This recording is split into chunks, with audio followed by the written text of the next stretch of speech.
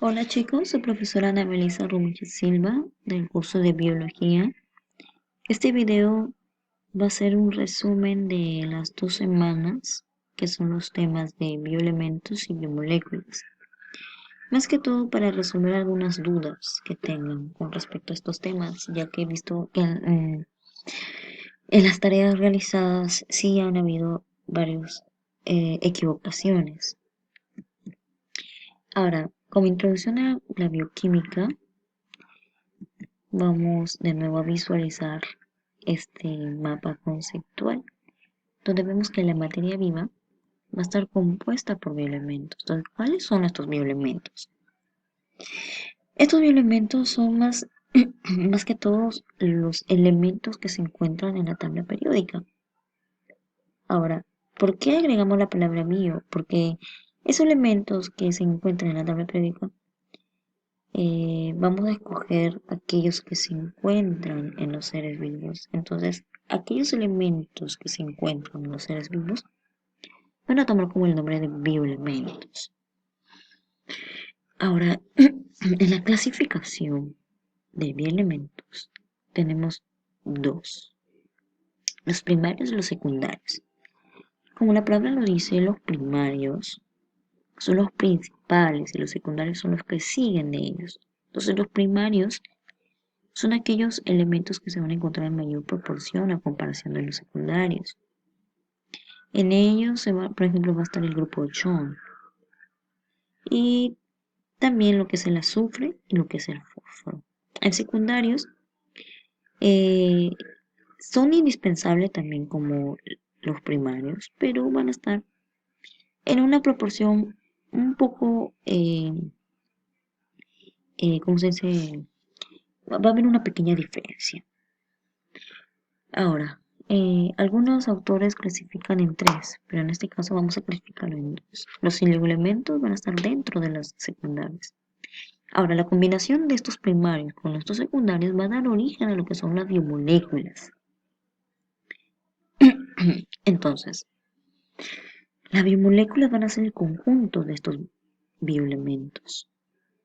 En la biomolécula va a haber una clasificación, inorgánicas y orgánicas. Las inorgánicas, como visualizamos, se va a encontrar el agua, que es H2O, ya es una molécula, tiene hidrógeno y tiene oxígeno. Sales minerales, que van a ser disueltas, precipitadas y asociadas. Y también dióxido de carbono, que es una molécula que tiene carbono y oxígeno, y el oxígeno, pero no el oxígeno que encontramos en la tabla periódica, sino es un oxígeno molecular, o sea, hay dos oxígenos, esos dos oxígenos se unen y forman lo que es el, el oxígeno molecular. Con biomoléculas orgánicas, que va a ser un tema muy amplio, por eso que no lo he puesto dentro del resumen, van a haber una serie de clasificaciones, principalmente lípidos, carbohidratos, proteínas y ácidos nucleicos. Ahora, las hormonas van a estar dentro de lípidos, las vitaminas también, y las enzimas en proteínas. Muy bien, seguimos. Ahora, acá hay otro cuadro donde se visualizan lo que son bioelementos, nuevamente, primarios, secundarios y oligoelementos. Ya hemos mencionado que en primarios va a estar el grupo 8, más el azufre y el fósforo. Los secundarios, pues calcio, sodio, magnesio, potasio, cloro y oro.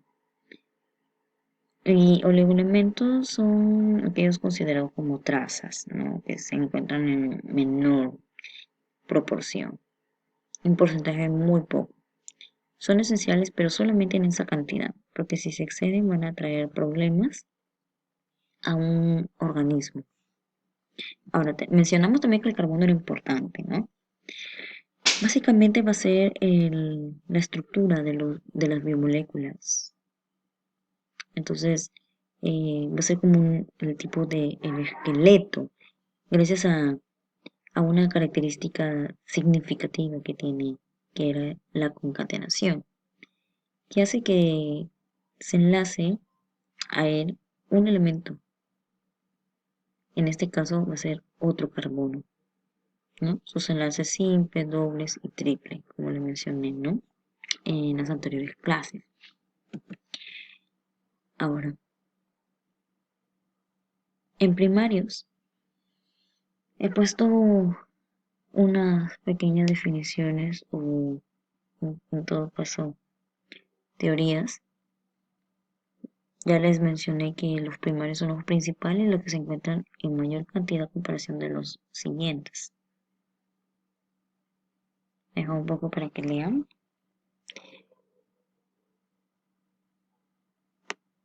Muy bien. Y aquí un cuadro resumen también de los elementos. En este caso de los elementos indispensables o variables, que ya está mencionado en la diapositiva anterior. Ahora, como biomolécula, ya anteriormente les mencioné que son orgánicos e inorgánicos. Ahí les he puesto un cuadro, un mapa conceptual para que puedan visualizarlo mejor, un poquito más amplio.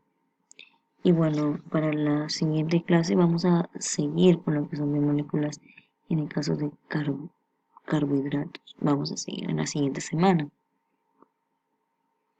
Por ahora nos vamos a quedar con lo que son conceptos de biomoléculas en general y un poco de lo que son inorgánicas. Entonces, las biomoléculas van a resultar de la unión de átomos de uno o más bioelementos.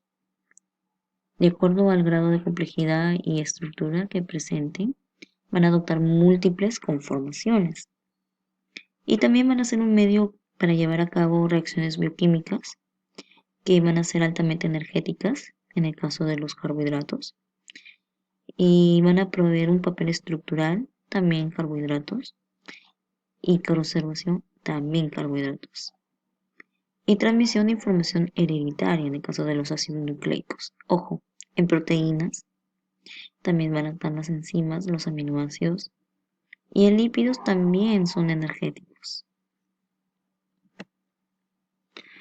Como biomoléculas inorgánicas, vamos a tener el dióxido de carbono, al oxígeno molecular, al agua y las sales minerales. El dióxido de carbono, cuando nosotros respiramos, ¿no? Es lo que nosotros expulsamos. El oxígeno es lo que necesitamos para lo que es respiración. Incluso algunas células necesitan oxígeno, una molécula de oxígeno también, junto con la glucosa, para formar los famosos ATPs. En el caso del agua, tenemos que va a ser un compuesto que va a ser mayormente abundante en los seres vivos. Por ejemplo, el 65% al 70% del peso total corresponde, del peso total de un cuerpo, en el caso corresponde al ser humano. El 98% de las medusas son compuestos de agua.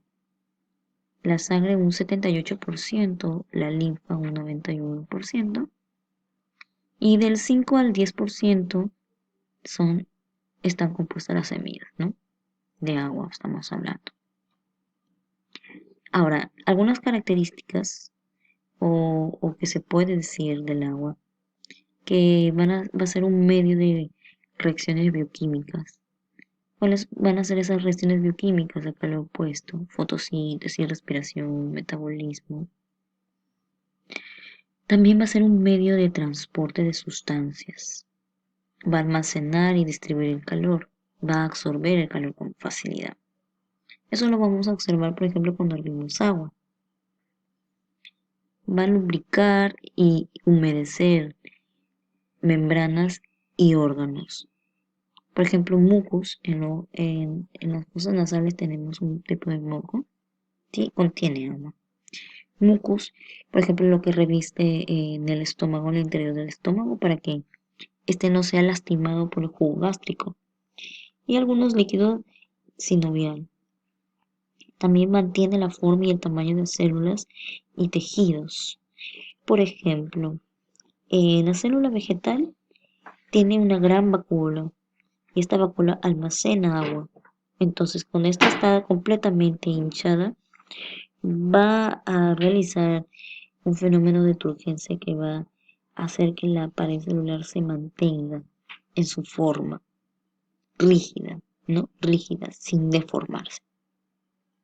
En propiedades físicas tenemos el calor específico, la capilaridad, la tensión superficial y la densidad. En calor específico podemos decir que define como la cantidad de energía que se requiere para elevar 1 grado centígrado, 1 gramo de cualquier sustancia. ¿Qué podemos decir de capilaridad? Bueno, pues va a ser la capacidad que va a tener el agua que va a permitir ascender, ¿no? Que le va a permitir ascender por un tubo fino llamado capilar. Cuando el agua asciende por el capilar, hay moléculas que van a subir adheridas a la pared de este tubo y jalan las moléculas que están debajo mediante fuerzas de cohesión. Con respecto a la tensión superficial, tenemos que, bueno, muchos insectos van a depositar, por ejemplo, sus huevos o van a caminar sobre la superficie sin hundirse. Esto es explicable porque las moléculas de agua superficiales se encuentran cohesionadas con las moléculas de agua inferiores, formando así una red molecular compacta que va a soportar las presiones externas. Entonces, el valor de la tensión superficial va a guardar relación directa con la frecuencia de puentes de hidrógeno entre las moléculas de agua, de modo que su valor disminuye al calentarse. Entonces, eso es lo que podemos también decir lo que es densidad. Por ejemplo, densidad, si se dan cuenta, cuando este entra a solidificarse, o sea, a estar en hielo, este va a flotar en el agua. Entonces, eso gracias a los puentes de hidrógeno que contiene el agua, ¿no? Como les expliqué. Entonces, el agua, al momento de enfriarse, va a hacerlo desde la superficie hasta el fondo. Este es el propio motivo para que las especies que viven ahí, ¿no? Eso es una gran ventaja.